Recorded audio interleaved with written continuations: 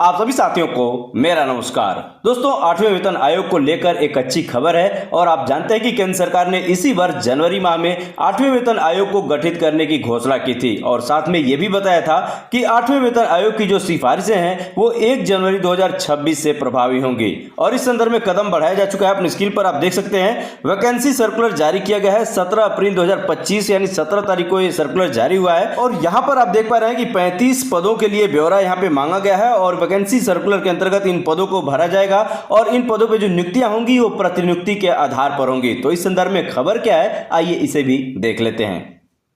दोस्तों, आप अपनी स्क्रीन पर देख पा रहे हैं 8वें वेतन आयोग के कामकाज के लिए प्रतिनियुक्ति के जरिए 35 पदों के भरे जाने हेतु मांगा गया ब्यौरा। सरकार ने जनवरी में 8वें वेतन आयोग के गठन की घोषणा की थी। हालांकि वित्त मंत्रालय के व्यय विभाग ने इसी सप्ताह 8वें वेतन आयोग के कामकाज के लिए 35 पदों का ब्यौरा जारी किया है। इन पदों को प्रतिनियुक्ति के जरिए भरा जाएगा। इन कार्मिकों की 5 साल की APAR और विजिलेंस क्लियरेंस आदि को लेकर भी दिशा निर्देश जारी किए गए हैं। केंद्र सरकार ने इस वर्ष जनवरी में 8वां वेतन आयोग गठित करने की घोषणा की थी। साथ ही यह भी कहा था कि वेतन आयोग की सिफारिशें 1 जनवरी 2026 से प्रभावी होंगी। अब सरकार ने 8वें वेतन आयोग के गठन को लेकर कदम आगे बढ़ाना शुरू कर दिया है। आयोग का कामकाज तय समयावधि में पूरा हो जाए, इसके लिए 35 कार्मिकों की टीम बनाई जाएगी। और दोस्तों, ये जो स्टाफ आएगा वो प्रतिनियुक्ति पर आएगा। स्टाफ की नियुक्ति के लिए आवेदन मांगे गए हैं। जानकारों का कहना है कि आजादी के बाद से लेकर अब तक यह पहला अवसर होगा जब केंद्र सरकार महज 200 दिनों में ही 8वां वेतन आयोग गठित कर उसकी सिफारिशें भी लागू कर देगी। देश में इससे पहले अभी तक जितने भी वेतन आयोग गठित हुए हैं उनके कार्यकाल से लेकर सिफारिशें लागू होने में तकरीबन 2-2.5 वर्ष का समय लगता रहा है। ऐसा पहली बार होगा जब 1 वर्ष से कम समय में सारे काम होंगे। सरकार ने जनवरी में 8वें वेतन आयोग के गठन की घोषणा की थी। हालांकि अभी तक आयोग का चेयरमैन कौन होगा, कितने सदस्य होंगे, यह घोषणा नहीं हो सकी है। वित्त मंत्रालय के व्यय विभाग ने इसी सप्ताह 8वें वेतन आयोग के कामकाज के लिए 35 पदों का ब्यौरा जारी किया है। इन पदों को प्रतिनियुक्ति के जरिए भरा जाएगा। इन कार्मिकों की 5 साल की APAR और विजिलेंस क्लियरेंस आदि को लेकर भी दिशा निर्देश जारी किए गए हैं।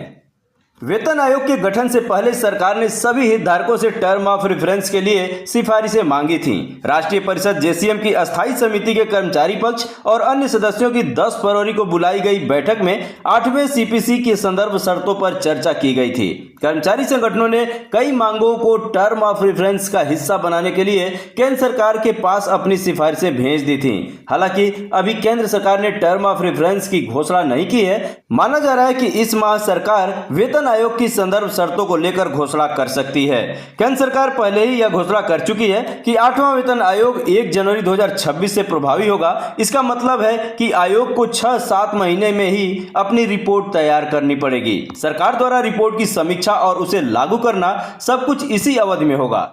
National mission for old pension scheme Bharat के अध्यक्ष मनजीत सिंह पटेल के अनुसार 8वें वेतन आयोग के लिए जरूरतमंद स्टाफ की भर्ती शुरू हो गई है। अब किसी भी वक्त आयोग के सदस्यों की नियुक्ति का ऐलान हो सकता है। नया वेतनमान समय से मिलेगा। डॉक्टर पटेल कहते हैं कि सरकार को इस बार ज्यादा भागदौड़ नहीं करनी पड़ेगी। इससे पहले अभी तक जितने भी वेतन आयोग गठित हुए हैं उनके मुकाबले इस बार सरकार के पास बहुत कम समय है। लगभग 200 दिन में ही सरकार को सब कुछ करना है।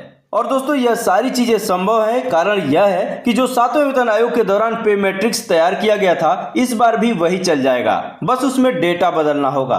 पे मैट्रिक्स डॉक्टर एक्राइड फार्मूले के आधार पर तय किया गया है। अब केवल फिटमेंट फैक्टर पर काम होना है। फिटमेंट फैक्टर 2 आता है तो न्यूनतम बेसिक सैलरी जो अब 18,000 रुपए है वह बढ़कर 36,000 रुपए के आसपास हो जाएगी। यदि फिटमेंट फैक्टर 1.9 रखा जाता है तो ऐसे में बेसिक सैलरी 18,000 की जगह 34,200 रुपए होगी। हालांकि यह सरकार की मर्जी पर है कि वह कितना फिटमेंट फैक्टर रखती है। ये तो आने वाला वक्त तय करेगा कि फिटमेंट फैक्टर कितना होता है। फिलहाल आगे देखते हैं। ड्यूटी के वक्त सरकारी कर्मचारी की मौत हो जाती है तो उस स्थिति में बीमा राशि बहुत कम है, इसे ठीक करने की जरूरत है। HRA में बदलाव संभव है। TA में भी परिवर्तन किया जा सकता है। पे मैट्रिक्स में अब 18 लेवल हैं। संभव है कि सरकार कुछ लेवल को आपस में मर्ज कर दे।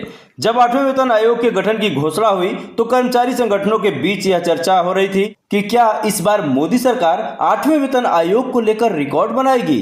कारण दोस्तों ये है कि अभी तक जितने भी आयोग गठित हुए हैं उनकी रिपोर्ट आने और उसे लागू करने में लगभग 2 से 2.5 वर्ष लगते रहे हैं। इस बार स्थिति दूसरी है।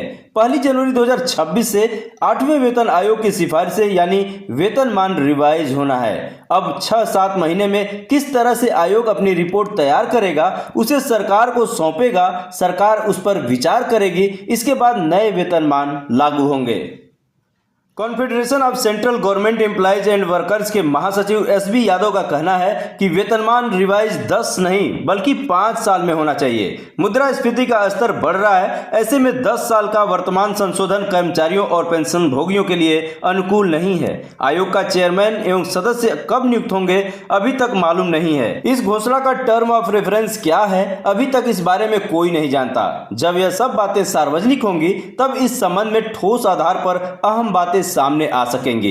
इस बार सरकार चाहे तो यह एक रिकॉर्ड बन सकता है। अतीत में ऐसा कम ही देखने को मिलता है जब आयोग के गठन और उसकी रिपोर्ट को लागू करने में 2 वर्ष से कम वक्त लगा हो। बतौर यादव पहले यह होता था कि वेतन आयोग के सदस्य विभिन्न तरह की जानकारी एकत्रित करने के लिए विदेशों के टूर करते थे। कई देशों के कर्मचारी संगठनों का वेतनमान देखा जाता था। अध्ययन भ्रमण में बहुत समय लगता था। अब सब कुछ डिजिटल हो गया है। किसी भी देश के कर्मचारियों के वेतन से जुड़ी जानकारी ऑनलाइन मिल सकती है। दूसरे देशों की अर्थव्यवस्था एवं वित्त मंत्रालयों के नए कदमों का अध्ययन भी डिजिटल माध्यम से हो सकता है। ऐसे में संभव है कि इस बार कम समय लगे।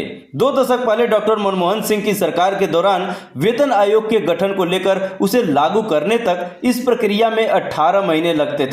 उससे पहले 2-2.5 साल लगते थे। सरकार की रिपोर्ट पर विचार करने और उसे लागू करने में ही 6 महीने या उससे अधिक समय लगता रहा है। तो दोस्तों निश्चित रूप से ये खबर कहीं न कहीं कर्मचारियों को राहत देने वाली है, क्योंकि पहले कयास ये लगाया जा रहा था कि 8वां वेतन आयोग का गठन होगा या नहीं होगा।